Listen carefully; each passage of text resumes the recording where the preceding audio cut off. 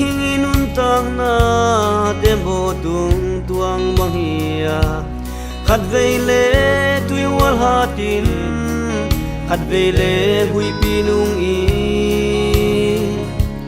na le sa si te na le gom thuk sung aga om lai ta lam en na ni thakum tha tunin len mua long suak zo lung dam nua u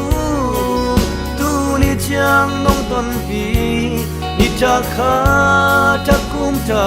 long musa khi ni za tum som guk ton tu da salo in nong pia wa zo na mua long swa pi chân mango na min thang he lên mua hong xua cung thác ô ban ra zia xua nong lenin tan bang dam in nei le la li bang chin na hong hi ô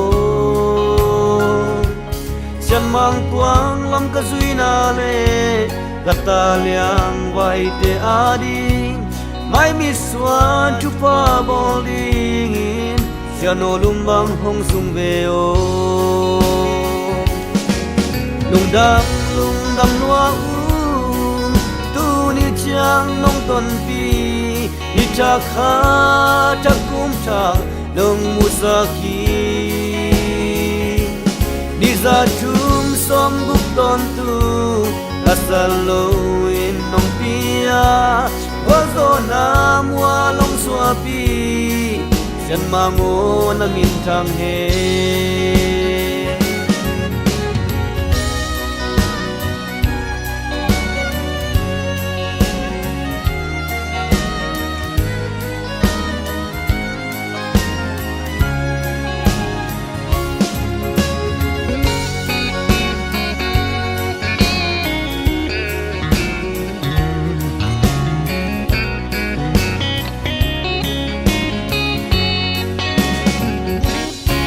lệ xóa chín lệ tuổi ô luôn nuông dài đây ôi rong xin lại á và băng hồng phố hầm sa pi pu tu lệ xóa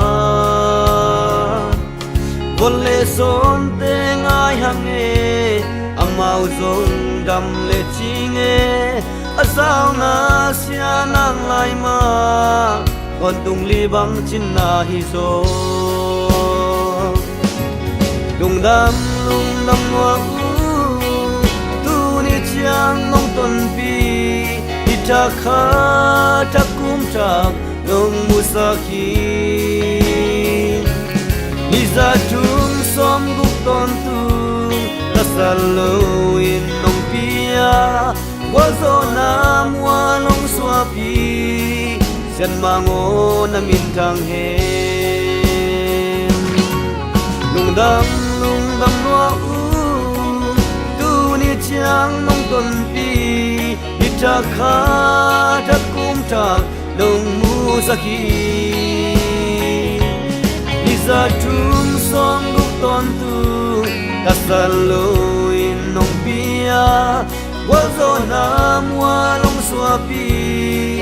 sen mango na min thang he happy